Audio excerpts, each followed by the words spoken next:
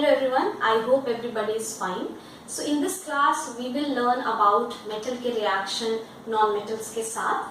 Before that मैंने पिछली video में आपसे एक क्वेश्चन पूछा था कि वो मेटल एसिड के साथ कोई रिएक्शन नहीं देते हैं जो रिएक्टिविटी सीरीज में हाइड्रोजन से नीचे है, क्यों? So answer is very easy. अगर आप रिएक्टिविटी सीरीज का कंसेप्ट लगाएं, रिएक्टिविटी सीरीज में हाइड्रोजन अगर यहाँ प्लेस है, लेट्स से कॉपर उसके बिलो है. Now even if I am saying कि मेटल रिएक्ट कर रहे हैं एसिड के साथ, it is a type of displacement reaction. अगर मैं कहूं भी कि मेटल और एसिड रिएक्ट कर रहे हैं, रिएक्शन किस टाइप का है? डिस्प्लेसमेंट टाइप का. मतलब कौन सा मेटल किसको डिस्प्लेस करेगा? The metal which is more reactive will displace less reactive metal.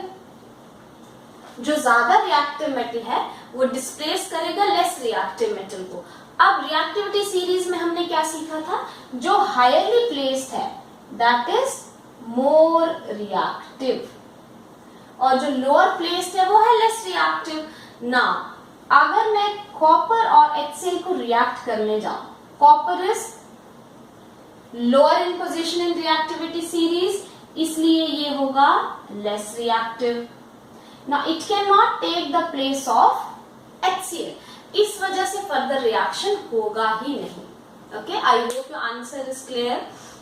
Now let's come to today's topic. आज हमें सीखना है कि मेटल जब नॉन मेटल्स के साथ रिएक्ट करते हैं, what type of bonding is there, क्या stability attain हो रही है, what are the things which they are giving and taking. So सबसे पहले आते हैं क्वेश्चन पे कि मेटल को नॉन मेटल के साथ रिएक्ट करना ही क्यों है. Okay, we are studying so many reaction in this chapter. तो ऐसा क्यों है? मेटल क्यों इतने रिएक्शन शो कर रहा है? So see, there is a property of every element, उसको चाहिए stability. Every element in periodic table it needs stability. Stability कैसे आएगी? जब उसके लास्ट शेल में 8 इलेक्ट्रॉन हो. अगर आपने 9th की बुक में ये टॉपिक पढ़ा है, you will relate to that. There is octet filling. क्यों? क्योंकि let's say example of sodium. Sodium का एटॉमिक नंबर है 11. जब मैं इसको KLMN शेल में फिल करूंगी, it will be 2, 8 and 1. अब सोडियम स्टेबल कैसे हो सकता है? या तो M में उसके 8 इलेक्ट्रॉन हो, या वो इस इलेक्ट्रॉन को दे दे और उसके शेल में कितने इलेक्ट्रॉन बच जाएं? 8 electron. So this completion of और this achieving of 8 electron in last shell, इसको हम बोलते हैं ऑक्टेट कंप्लीशन. कि ऑक्टेट बन गया है या ऑक्टेट उसने अटेन कर लिया है. ऑक्टेट अटेन करना मतलब क्या? कि उसके लास्ट शेल में कितने इलेक्ट्रॉन है? 8 इलेक्ट्रॉन है. ठीक है. सो मेटल और नॉन मेटल दोनों की यही टेंडेंसी होती है कि उनके लास्ट शेल में कितने इलेक्ट्रॉन हो जाएं? 8 इलेक्ट्रॉन हो जाएं, जिसकी वजह से वो स्टेबलाइज हो जाएं. ठीक. अब एग्जाम्पल लेते हैं एक मेटल और नॉन मेटल का और उसको देखते हैं कि वो कैसे रिएक्ट करेंगे. मेरा मेटल का एग्जाम्पल है सोडियम, नॉन मेटल का एग्जाम्पल है क्लोरीन. सबसे पहले देखेंगे इसको कितने इलेक्ट्रॉन देने या लेने पड़ेंगे, क्लोरीन को कितने इलेक्ट्रॉन या देने या लेने पड़ेंगे. क्या करने के लिए? ऑक्टेट कंप्लीशन के लिए. इसका एटॉमिक नंबर है 11, क्लोरीन का एटॉमिक नंबर है 17. सबसे पहले हम लिखेंगे इलेक्ट्रॉनिक कॉन्फ़िगरेशन. सबसे पहले हमने क्या करना है? इलेक्ट्रॉनिक कॉन्फ़िगरेशन लिखनी है. KLM. KLM क्या है? बोहर मॉडल के अकॉर्डिंग हमारे शेल्स हैं. K में आते हैं 2 मैक्सिमम इलेक्ट्रॉन, 8 and 1, 2, 8, 7. ओके. अब देखिए, सोडियम अगर इस 1 इलेक्ट्रॉन को दे देता है क्लोरीन को, M शेल खत्म हो जाएगा, M शेल खत्म हो जाएगा, L बन जाएगा लास्ट शेल और इसमें कितने इलेक्ट्रॉन होंगे 8, सोडियम स्टेबलाइज हो जाएगा। सिमिलरली क्लोरीन के लास्ट शेल में है 7 इलेक्ट्रॉन, इसे कितने इलेक्ट्रॉन चाहिए 8 इलेक्ट्रॉन बनाने के लिए, एक और इलेक्ट्रॉन, जिसकी वजह से after taking this 1 electron M shell में कितने इलेक्ट्रॉन हो जाएंगे 8 इलेक्ट्रॉन हो जाएंगे। So both will be stabilise. सो हम क्या करते हैं, वी से कि sodium will give its electron to chlorine. Basically यही होगा, सोडियम अपना लास्ट शेल का इलेक्ट्रॉन क्लोरीन को दे देगा, खुद उसका लास्ट शेल L शेल बन जाएगा जिसमें 8 इलेक्ट्रॉन है, इट विल बी स्टेबलाइज। दूसरी तरफ क्लोरीन है जिसमें 7 इलेक्ट्रॉन है लास्ट शेल में, जब वो एक इलेक्ट्रॉन ऐड ऑन कर लेगा तो वो क्या बन जाएगा stable species. Now how to represent this, इस सोडियम इलेक्ट्रॉन दे रहा है को कैसे रिप्रेजेंट करते हैं और क्लोरीन इलेक्ट्रॉन लेगा उसको कैसे रिप्रेजेंट करते हैं, ठीक है। सो सबसे पहले हम लिखते हैं सोडियम का सिंबल। अब ये इलेक्ट्रॉन दे रहा है, so I will put a minus sign, क्योंकि इससे इलेक्ट्रॉन कम हो रहे हैं। How many electron it has to give, कितने इलेक्ट्रॉन उसको देने हैं, सिर्फ एक, सो यहाँ पे मैं लिखूंगी 1 इलेक्ट्रॉन। अगर ये 2 इलेक्ट्रॉन दे रहा होता तो मैं लिखती 2 इलेक्ट्रॉन, अगर 3 दे रहा होता तो मैं लिखती 3 इलेक्ट्रॉन। ये यहाँ जाके बना देगा Na positive which is a cation, okay. दूसरी तरफ क्लोरीन इलेक्ट्रॉन ले रहा है, क्लोरीन का सिंबल। अब ये इलेक्ट्रॉन ले रहा है, गेन कर रहा है, इसलिए साइन आया प्लस। हाउ मेनी इलेक्ट्रॉन, एक ही इलेक्ट्रॉन गेन कर रहा है, so it will form Cl negative. ये हमारा बन गया एनाइन, मेटल कैटाइन बना रहा है हियर और नॉन मेटल बना रहा है एनाइन। अब मेरे पास 2 आयन्स आ गए, cation and A9. Final step क्या होगा, ये कैटाइन कंबाइन कर जाएगा एनाइन के साथ, so this will be NaCl plus Cl negative, मिलके ये बना देगा NaCl which is a salt. So हमने क्या सीखा, मेटल्स जब नॉन मेटल के साथ रिएक्ट करते हैं आपका फाइनल प्रोडक्ट होगा एक सॉल्ट। कैसे, मेटल इलेक्ट्रॉन देगा, नॉन मेटल उसी इलेक्ट्रॉन को गेन करेगा। सो मेटल जब इलेक्ट्रॉन दे रहा है, उस इक्वेशन को हमने रिप्रेजेंट किया विद इक्वेशन नंबर 1, उसने हमें बना के दिया एक कैटाइन। दूसरी तरफ नॉन मेटल वही इलेक्ट्रॉन लेगा, वो बनाएगा एनाइन। कैटाइन और एनाइन मिलके बनाएंगे सॉल्ट। अब आता है ये किस तरह की बॉन्डिंग है, ठीक है। अभी तक हमने कभी नहीं पढ़ा कि कैटाइन और एनाइन जो है वो आपस में मिलके एक सॉल्ट बना दे। जिस चैप्टर में हम जितने भी रिएक्शन पढ़ रहे हैं, either we are displacing something, either we are heating something, either we are adding oxygen to that. इस तरह के रिएक्शन जिसमें कैटाइन और एनाइन कंबाइन होके एक सॉल्ट बनाते हैं, इनको हम बोलते हैं आयनिक कंपाउंड्स। तो NaCl किसका एग्जाम्पल है, एक आयनिक कंपाउंड का एग्जाम्पल है। क्यों, क्योंकि ये बना है by combining 2 ions, okay. So metal non metal में किस तरह की बॉन्डिंग या किस तरह के कंपाउंड्स बनते हैं, आयनिक कंपाउंड। और अगर मैं पूछूं किस तरह का बॉन्ड है, so this bond is ionic bond. Ionic bond मतलब आयंस के बीच का बॉन्ड। अब आयनिक बॉन्ड में फोर्स ऑफ अट्रैक्शन भी होगी, मतलब ये कैटाइन और एनाइन आपस में जुड़े रहेंगे। क्यों, क्योंकि इनके बीच में फोर्स ऑफ अट्रैक्शन है। उस फोर्स ऑफ अट्रैक्शन को हम बोलते हैं electrostatic force of attraction. Electrostatic force of attraction. So ये किसके बीच में है फोर्स, ये है फोर्स कैटाइन और एनाइन के बीच में, पॉजिटिव और नेगेटिव चार्ज के बीच में ये फोर्स प्रेजेंट है, ठीक है।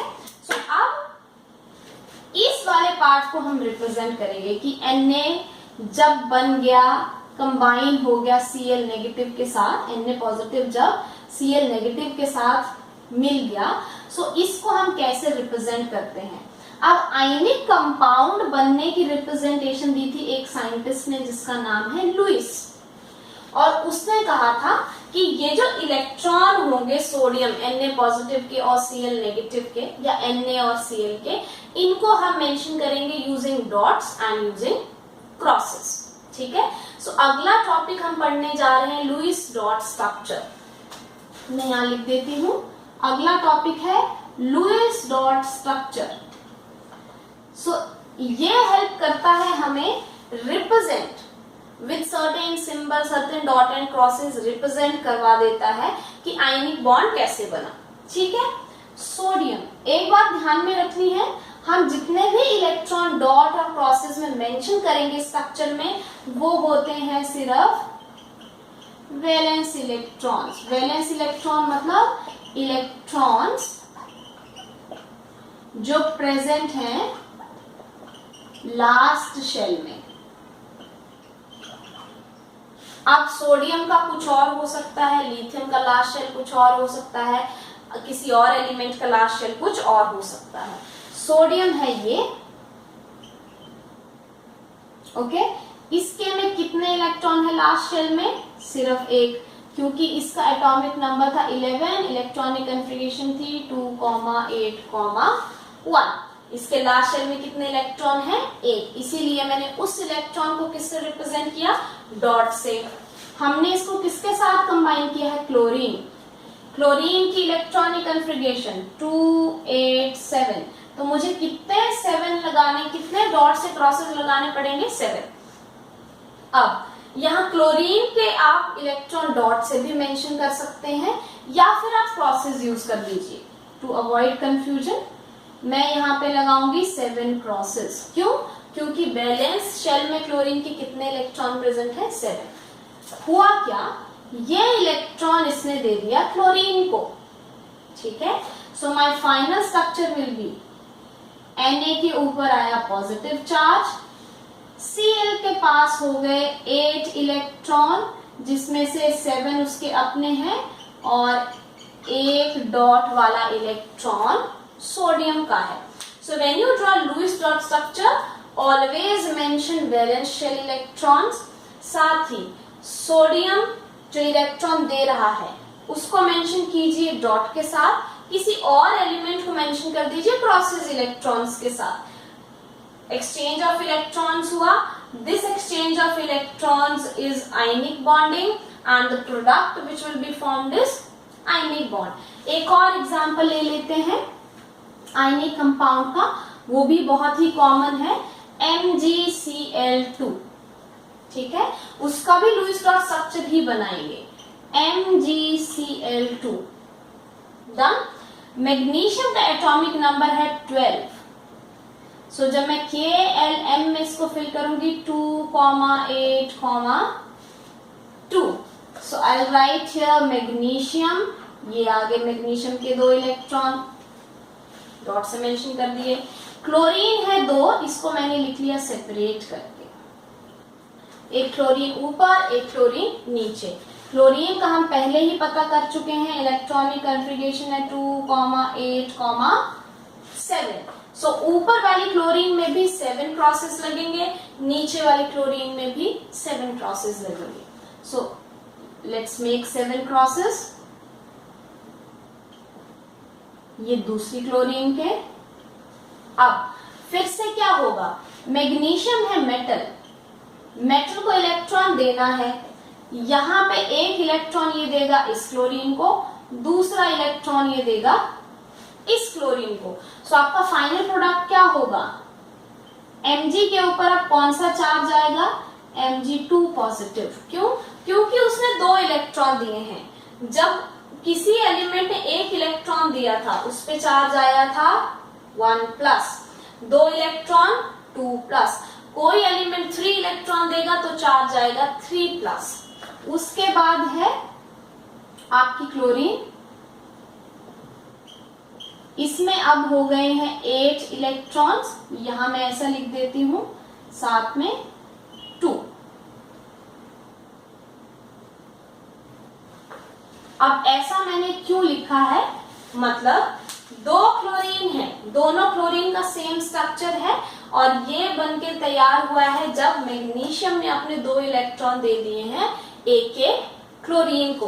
सो लुईस डॉट स्ट्रक्चर या ये डॉट और क्रॉस स्ट्रक्चर हेल्प करता है हमको समझने में कि किस तरह की बॉन्डिंग है, किस तरह के शेयरिंग या कंप्लीट ट्रांसफर ऑफ इलेक्ट्रॉन है, व्हाट हैपेंस कि जब मेटल और नॉन मेटल बन रहे हैं।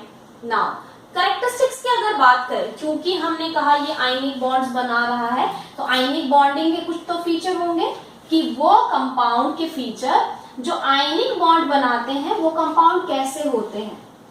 ओके, सो सबसे पहला फीचर है इसका या कैरेक्टरिस्टिक्स है, जो भी एलिमेंट आयनिक बॉन्डिंग बनाते हैं, क्या कहा मैंने, जो भी एलिमेंट आयनिक बॉन्डिंग बनाते हैं वो सॉलिड स्टेट में एग्जिस्ट करते हैं। सो मोस्ट NaCl सॉलिड है, MgCl2 सॉलिड है, CaO एक एग्जांपल है, वो भी सॉलिड है। सो आयनिक कंपाउंड्स आपको किस स्टेट में मिलेंगे, सॉलिड स्टेट में मिलेंगे।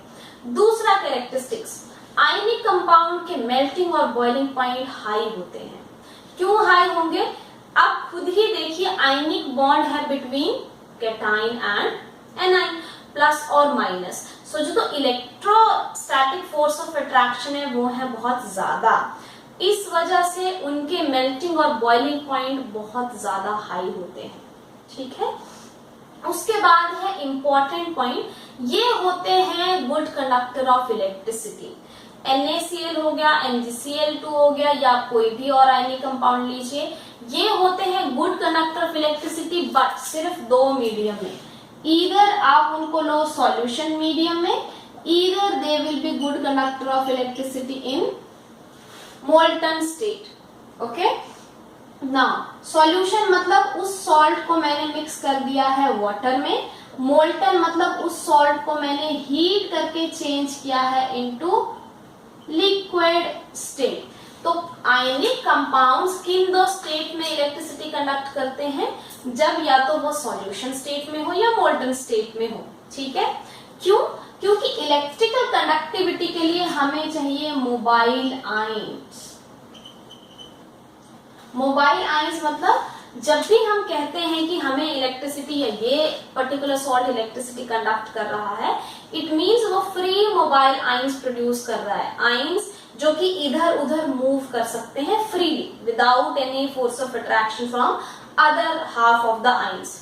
तो हमको चाहिए वो आयंस जो फ्रीली मूव कर सके, और free movable ions ionic compound में किन 2 स्टेट में मिलेंगे, सॉल्यूशन स्टेट में या मोल्टन स्टेट में। इस वजह से they are good conductor of electricity in molten and solution state. Solid state में कोई भी आयनिक कंपाउंड जो है वो इलेक्ट्रिसिटी कंडक्ट नहीं करता है।